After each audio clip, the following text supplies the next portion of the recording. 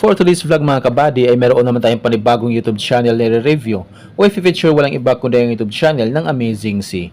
Itong Amazing C ay meron sila mahigit 567,000 subscribers. Dito sa video ito mga kabady ay ating alamin kung magkano na nga ba yung kanilang estimated YouTube sahod. Disclaimer, lahat na makikita yung amount dito o yung mababanggit kong amount ito ay pawang estimated po lamang gamit ang Social Blade.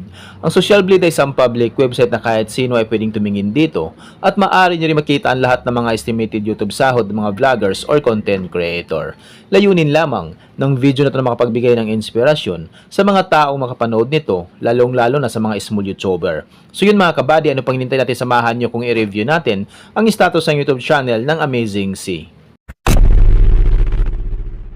So yun mga kabady, dito tayo ngayon sa official YouTube channel ng Amazing C dito sa Social Blade. So dito makikita natin na umabot na sa 567,000 subscribers itong Amazing C. At meron sila 641 uploads na video. Total ang kanilang video views umabot na sa 203 million. Ginawa yung kanilang YouTube channel noong April 19, 2020. Total grade C+.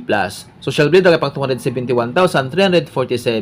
Subscriber ang pang 1,772. Video views rank ay pang 164,523. Country rank ay pang 559 na sila dito sa Pilipinas. In the last 30 days, nakakuha sila ng 1,000 subscribers at umabot sa 2.7 million video views in the last 30 days yung kanilang nakuha. So yun mga kabady, dito naman tayo ngayon sa YouTube stats summary ng Amazing C.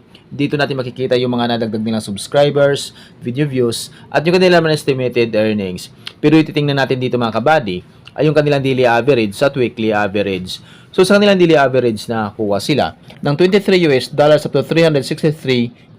So i-convert natin ito sa piso. Simula natin convert sa lowest na mayroon silang $23. I-times natin sa 59 ay mayroon silang 1,357 pesos na posibleng kitain sa loob ng isang araw. At kumabot naman nila yung highest na sa $363. I-times natin sa 59 ay mayroon silang 21,417 pesos na posibleng kitain sa loob ng isang araw. So yun mga kabady, dito naman tayo ngayon sa kanilang weekly average. So sa kanilang weekly average, nakakuha sila ng $154 up to $2,500. So i-convert sa peso. Simula i-convert sa lowest na meron silang $154. I-times natin sa 59 ay meron silang 9,086 pesos na posibleng kitain sa loob ng isang linggo. At kumabot naman nila yung highest na sa $2,500. I-times natin sa 59 ay meron silang 147,500 pesos na posibleng kitain sa loob ng isang linggo.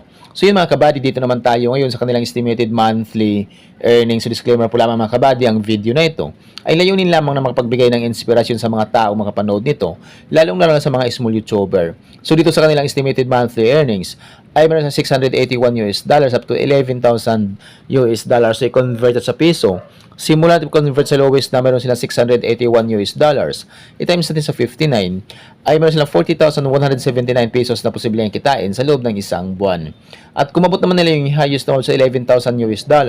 I-times natin sa 59 ay meron silang 649,000 pesos na posibleng kitain sa loob ng isang buwan. Pero maring magbabago pa ito mga kabady, depende sa views na makukuha ng Amazing C. So dahil ang sahod ng mga vloggers or content creator, nakadepende sa dami ng views, hindi sa dami ng subscribers.